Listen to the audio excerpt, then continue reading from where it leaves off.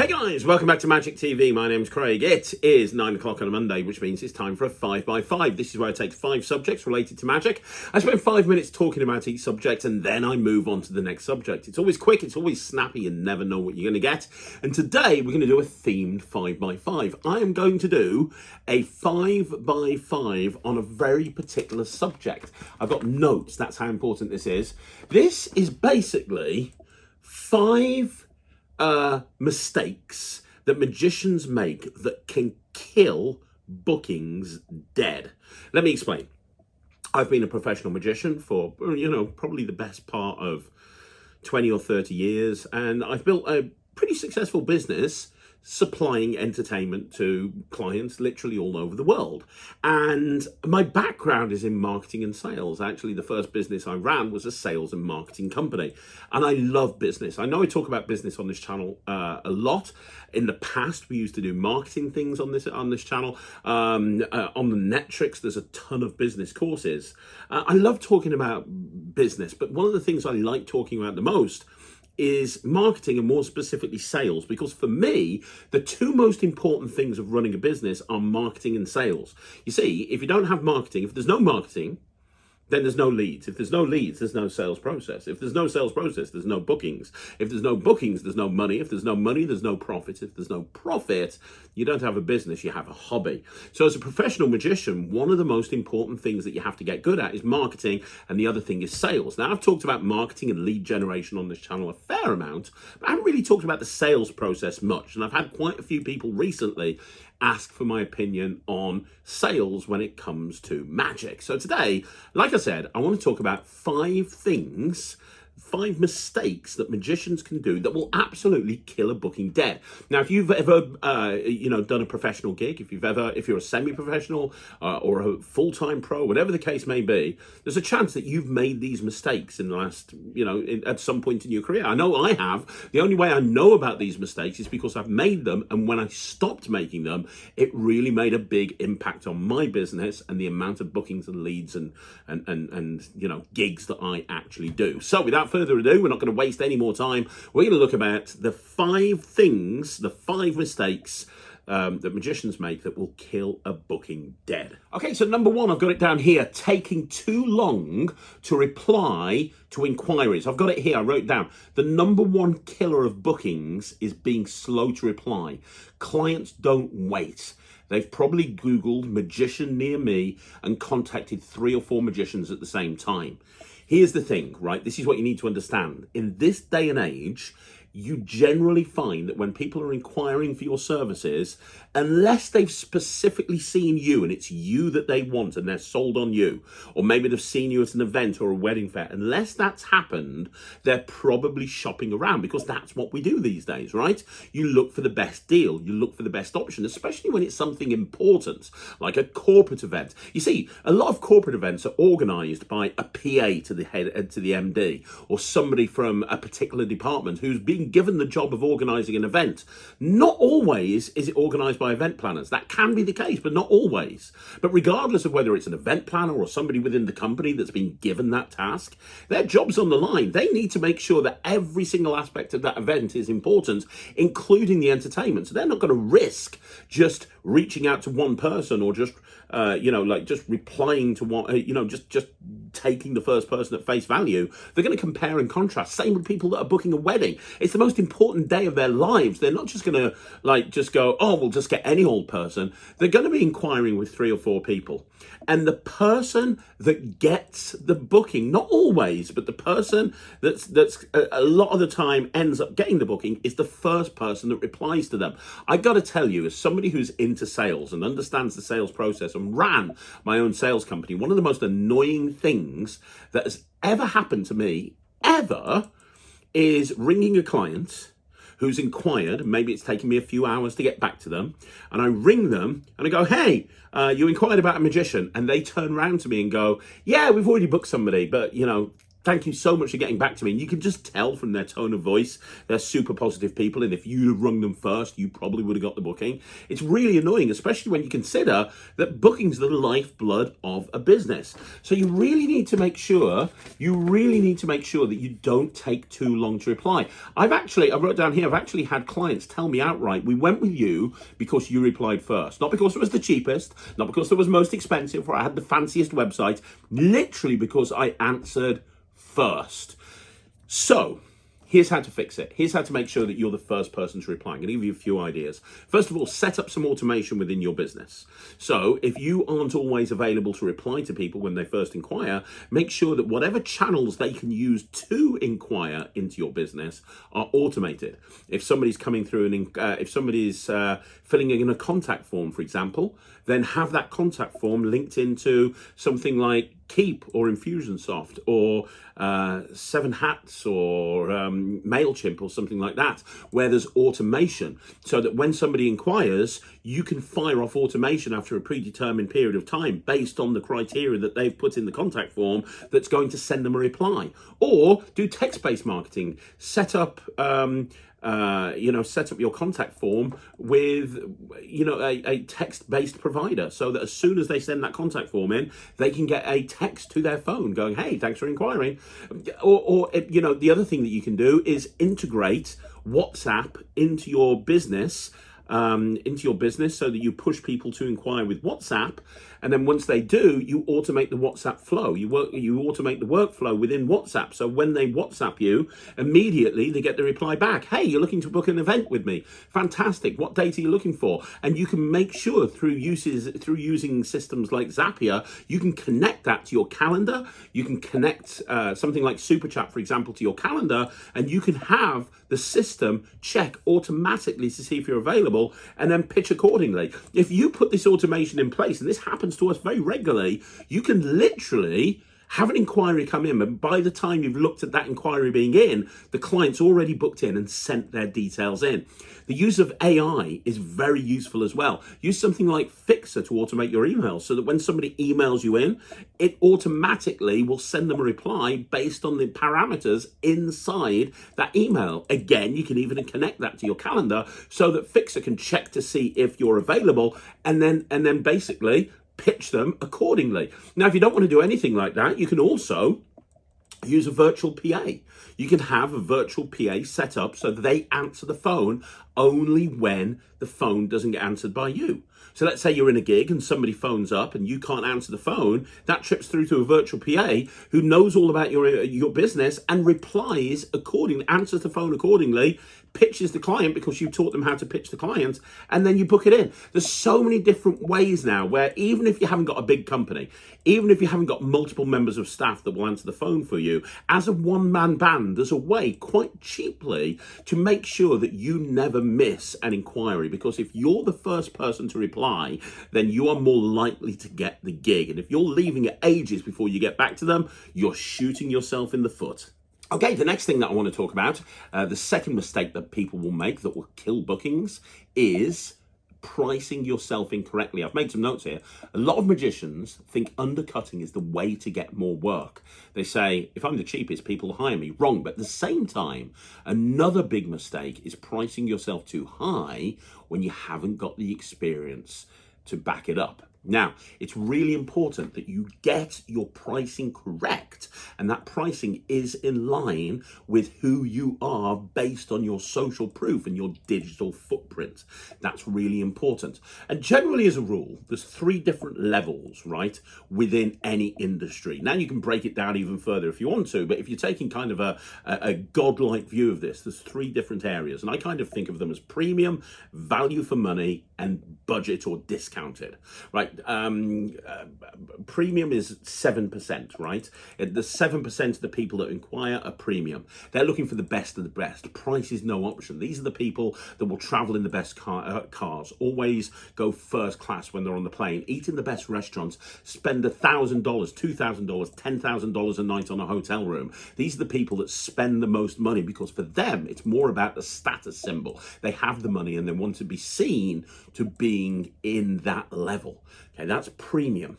The budget level, on the other hand, the discounted or budget level, they're the people that literally are looking for the cheapest possible option. No matter what price you come back to them, they're going to try and haggle you down. They're looking for the cheapest possible option. To be honest, quality isn't the biggest concern. They just need somebody at the price that they want to pay, and they want to pay as little as possible.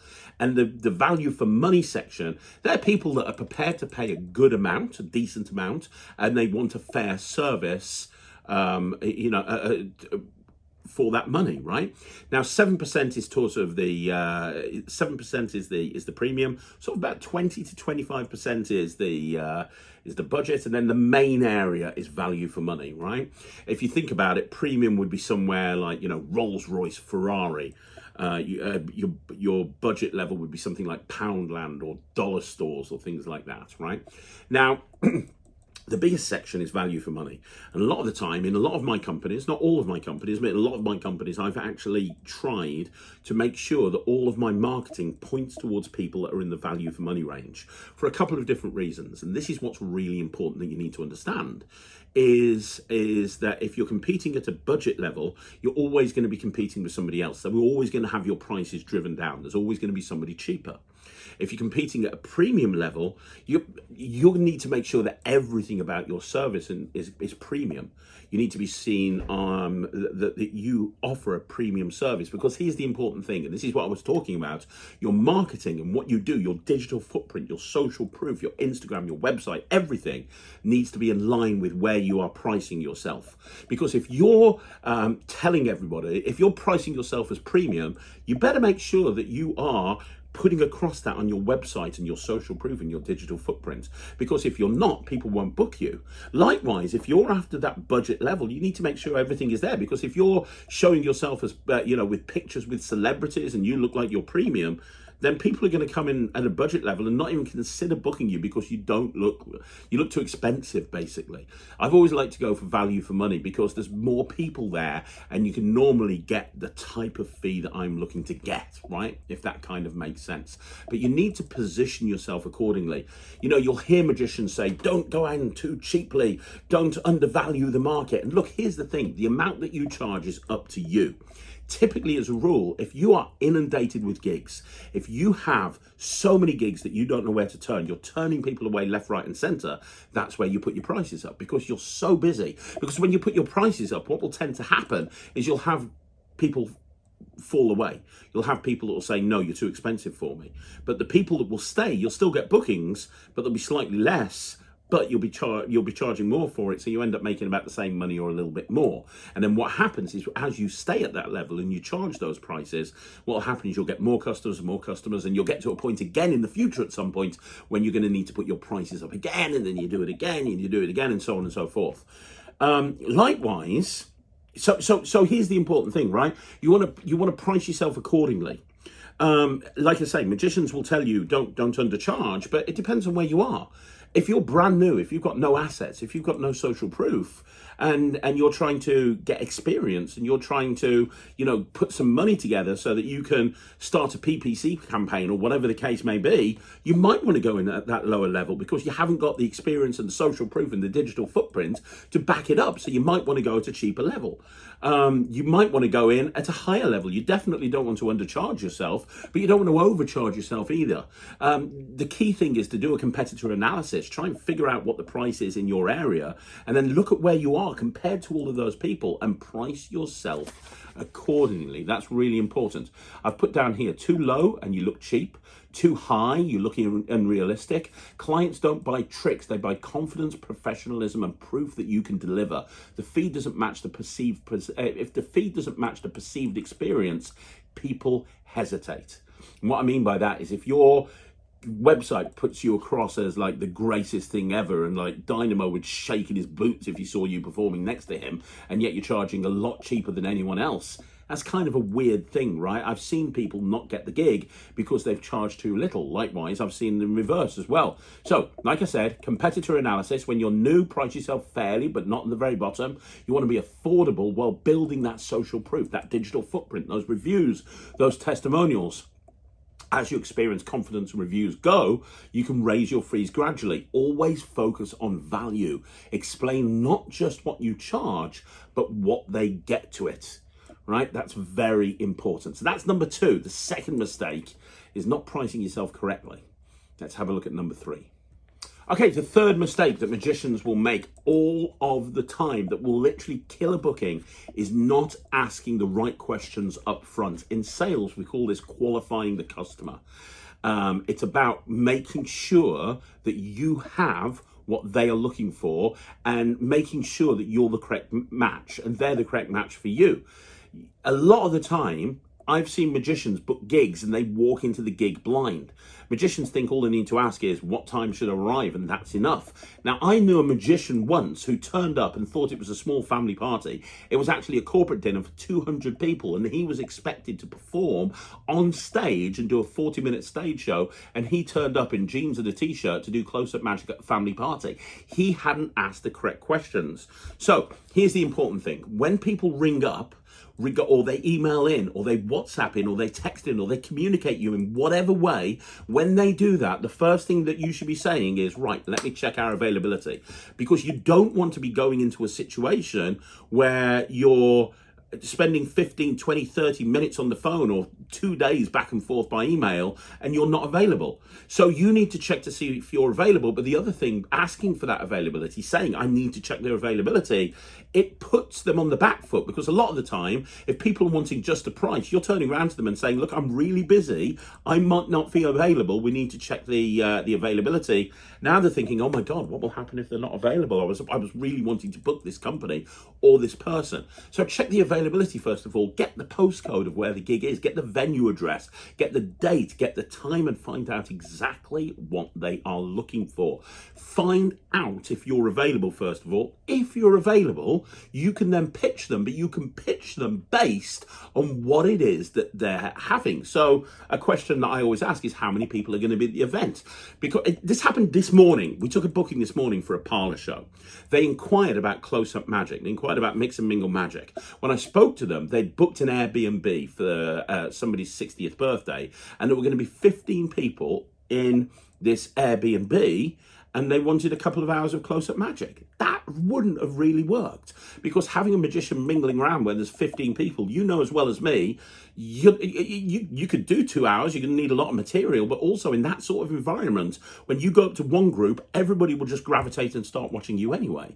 So I turned around to them and I said, look, the best thing to do in this situation is to do a 45-minute parlor show and really give people the wow factor. We'll sit everyone down in like the living room or somewhere, and the magician will do a show at the beginning. It'll be a VIP experience. We'll really give people the wow factor. It will be like you're getting your own show, and a parlor show's designed for less than 20 people, and it gets its names from when magicians performed in the parlors of kings and queens. And you know, it's really going to give people the wow factor. We can make the person whose birthday it is very special. They can come up on stage, and that's going to work out so much better than just having somebody mingling around showing you 15 card tricks every foot. It's just going to work out so much better. Now, if I'd have just said, if I'd have just asked for the date and the time and what they're looking for, and I pitched them and said, yeah, I'm available, this is the price, and they booked it, and I turned up to that event, I wouldn't be able to, well, I would be able to do it, but it wouldn't be ideal for what they booked. So, like I said, asking the right questions is so important. I've actually got some information here. Asking the right question. I said here, these questions not only prepare you, they show the client that you're professional and care about their events. And that's so important. It really, really is. You want to show that client when they phone you up that you are the best person for the job. And the way to do that is to ask the right questions. Because also, without getting too deep into the sales process, the other thing that you need to do is impulse the person that you're speaking to, or you're chatting back and forth on email or WhatsApp or whatever the case may be. You need to impulse that person.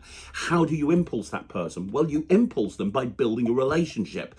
Get them, you know, it's very simple sales. You want to get the person you're speaking to or communicating with to get them to like you. If they like you, then they're going to buy what it is that you're selling. It's as simple as that. So you build a relationship up with the customer. You relate to them. You find things that you can relate to. You build up a relationship. You make them think like you're the nicest person in the world. And then that's the easiest way to sell to them, right?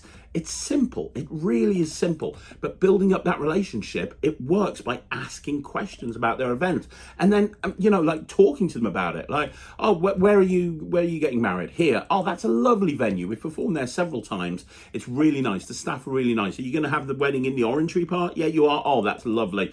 And you're going to have it this time of the year. Oh, there's a very good chance it's going to be nice weather, isn't it? Yeah. Like all of this stuff, building relationships up with the customer, it is so important. And it all starts with asking the right questions. Okay, so the fourth thing that people will do, the magicians will do to kill a booking, is explaining to the spectator or making your pitch about performing tricks instead of entertaining people. This is a big one. Magicians focus on tricks, not people. Some magicians think that they do technically brilliant sleight of hand, and they do. That's not enough to get booked again and again and again. Here's the thing. Clients aren't going to remember your double lift, but they are going to remember how you made them feel. Now, I remember earlier on in my career, I did a gig. I used to go full on knuckle busting. I'm talking about one gig here, but there's a ton of gigs. I used to go full on hardcore knuckle busting sleight of hand. The harder the better. I would laugh at anything that was simple. I'd be doing color changes, knuckle busting, palming 17 coins at the same time. People didn't say anything. They didn't. It's about the experience, not about the method. It's about making it interesting. So here's the thing, right? When we talk about the sales process, don't make it about, oh yes, I am the greatest magician of all time and my sleight of hand is better than any magician in the country and I perform the hardest tricks. My tricks are the hardest tricks. Everybody would say that the tricks that I do are the hardest tricks. Nobody cares, right? Whenever somebody's phoning you up or communicating with you, what they are ultimately doing is they're contacting you because they have a problem. Generally, the problem when people are ringing up about a magician is they want some unique style of entertainment. They're probably unsure about what to go for. Somebody suggested a magician, and that's where they're contacting you, right? You need to make sure that you understand that they have a problem, and you need to make sure that you solve their problem before they even realize they've got a problem. So when you're speaking to them and you're giving them information, don't tell them about how amazing you are. They don't care about that. Don't tell them how many awards that you pretend you've won. Nobody cares about that. Don't tell them about how many competitions you've entered. Don't tell them about how all the other magicians think you're great. Nobody cares about that. What they care about are the memories and the experiences that created at their event and how you can come in and make sure that using the abilities and the skills that you have, every single person at their event thinks that their event is the absolute best event ever, and that's because of what you're doing. A line that I've always used in my sales copy when I've been emailing people, I always use this thing where I say, your guests will come up and thank you for an amazing event, even if you don't want them to. And the reason I've always used that in my sales copy is because it makes somebody think, why wouldn't I want them to come up and say, oh my gosh, I've had a great time.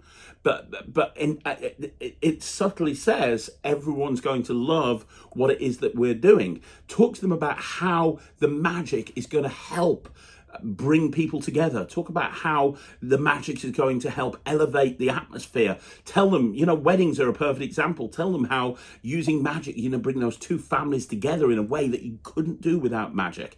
Tell them about how the magic is going to make people feel. Use anecdotes and tell them about different things that you've done at different events that they want to hear about, and you can tell them that you've done it at other events. That's they want to hear about. They want to hear about how you can help make their event amazing and how you can help make sure their guests have a great time. Don't make it about you, make it about them. Don't make it about everything that you've done, make it about everything that you can do for them. That's really important. I wrote down here, people want laughter, astonishment, interaction. The trick is just the vehicle. You are the entertainment. This is why the same magician can do an ambitious card and crush while another one gets polite applause. It's about presentation.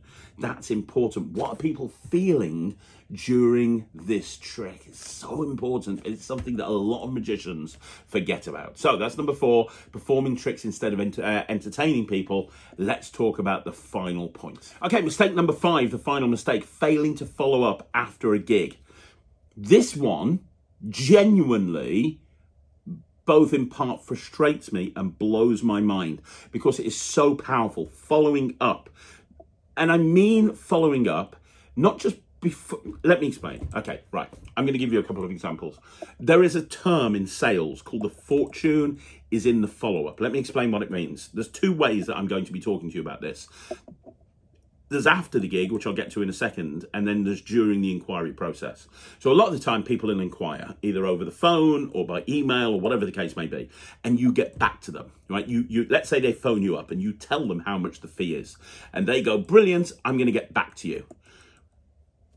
Most magicians will do this. They'll go, okay, yeah, no problem. Get back to us. Thank you. Bye. And then they will forget about that inquiry. They will forget about that person and they won't communicate with that person again. So that person might book in, they might not. It depends on whether they remember to call you or not, because a lot of the time they'll have inquired with other people and they might have spoken to you. They've then said, I want to go away and think about it because I need to speak to my partner. They've spoken to the partner and then somebody else has called them before they had a chance to speak to you and they've booked them in for themselves. That can happen an awful lot. The fortune is in the follow-up. Have an inquiry drive. Every single inquiry goes in that inquiry drive. I'm telling you, you need to track everything. Everything needs to be tracked, right? So everything, the whole thing. And then in that spreadsheet, you have a next action column. In the next action column, when you've spoken to them, you put what the next action is. So if you speak to somebody and they go, I need to speak to my partner and then I'll get back to you. Let's say you're speaking to them on the Monday. You go, okay, no problem. When would you like me to give you a call back? It's Monday now. Shall I give you a call back on Wednesday? Yeah, that'd be great. Okay, what time on Wednesday? 3 o'clock. Okay, no problem. I'll send you an email. I'll give you a call back at 3 o'clock on a Wednesday.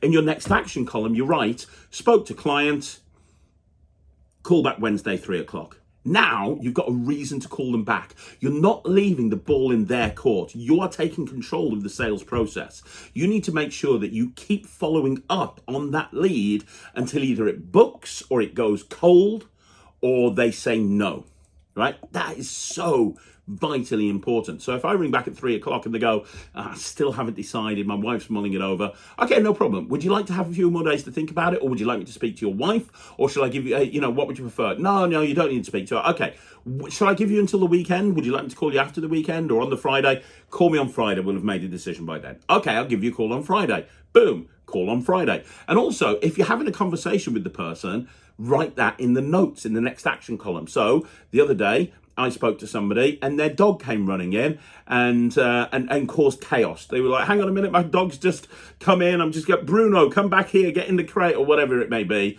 I put down on the next action column, dog called Bruno, caused chaos on the phone call. So when I rang them back, now I'm building a relationship. And I'm like, hey, it's Craig. You asked me to call you back today. Oh, hi, how you doing? I'm great. Are we going to be interrupted by Bruno again? No. Now, I wouldn't have remembered that.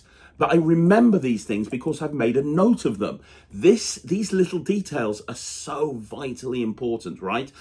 And you keep following up until either they say no, or the lead goes cold, or that you book them in. And if you book them in, you write down booked, because you have to track everything, including how many leads you get, how many bookings you get. Absolutely everything gets tracked. The fortune is in the follow-up. If you just say, yeah, I'm available, you might get the booking, you might not. The amount of extra bookings I got when I started to follow up people and I had a sales process and I was able to track all of my inquiries, I was able to track all of my bookings, and I was able to keep track of where I was with every single individual inquiry. That's the difference between business and playing at this. You don't want to play at it. If you're going to run a business and treat it like a business. And the way to do that is make sure you get organized. I am not the most organized person in the world, far from it. But I'm organized by this sort of stuff because I make sure I am, because it's really important as part of the sales process to become completely and totally organized, right? Now, the other part of follow-up is to follow up with, one more thing actually. If they end up saying no, ask them why. It's a very awkward question to ask, but ask them why, because that's going to help you improve. Oh no, we're not going to book in. Okay, no problem. Can I ask you why? Yeah, somebody else was cheaper. Or yeah, somebody else sounded better. Oh, who was that? Oh, they're amazing. You'll have a great time with them. Brilliant. Now, why were they better than you? What did that person say? What was the digital footprint on their website? What are they looking like? What can you do to improve to make it look like you're better than them? This sort of stuff is very important. Follow-up also applies to after the gig. After the gig, you want to follow up. Now, I do that automatically because we've got automation in place, both through text and WhatsApp and through email to follow up with people automatically. But follow up with them. Say, hey, thanks very much. I really appreciate it. Please use this link to review us on Google. Use this review to review us on Facebook. Use this review to review us here or there or somewhere else. And by the way, is there another event coming up I can help you out with? I'd love to. What I'll do, I put my prices up every year, but I'll put a freeze on the price for the next 2 years for you. So if you come back to me, I'll keep this price exactly the same. Not a problem. Something like that. Follow up. It's really, really, really important. I've got where is it? Yes. Following up makes you memorable. It turns one-off gigs into repeat clients. It builds reputation and gets you referrals. Practical fixes, a next day thank you email, asking for a testimonial or review, adding them to a mailing list to keep in touch for future events. I'll always send an email to somebody saying, would you like to learn a magic trick? And putting them into a special part of my automation that sends them magic tricks every month. Little public domain magic tricks that they can do, because that's going to keep me in their inbox. So when another event comes up or one of their friends is looking for a magician, I am in their mind. Things like this is important. For high profile gigs, I've got an app on my phone called Touch Note. I can take a picture of me at the gig or me with the client, and I can turn it into a postcard, and I can have it delivered to the client within 1 working day. As a postcard, it can have that picture on the front, and on the back it can say, thanks for booking me for the gig, really appreciate it, I'll be in touch again soon. And I can send that postcard to them. Following up is so important because it turns one gig into a whole bunch of gigs, and it becomes a lot easier to maximize your bookings and get more gigs if you can really focus on word of mouth and repeat clients. That is the gateway to success. So there you go, guys. That's another video in the bag, another 5x5 in the bag. Hopefully, if you've ever done a professional gig or a semi-professional gig, or you've ever been paid to do a gig, you've found this useful. Now, do me a favor, let me know what you think in the comments down below. You want to see more videos like this, like the video, subscribe to the channel. I'm going to be back again tomorrow with another video. You've got a very special video coming up tomorrow. Look out for that. It's all based on Halloween. And join the Netrix. It's my online streaming platform for magicians. You can get access to it immediately by going to thenetrix.com. And finally, and most importantly, please don't forget, I'll be back next Monday with another 5x5. Until then, thank you so much for watching. My name's Craig, and this has been Magic TV.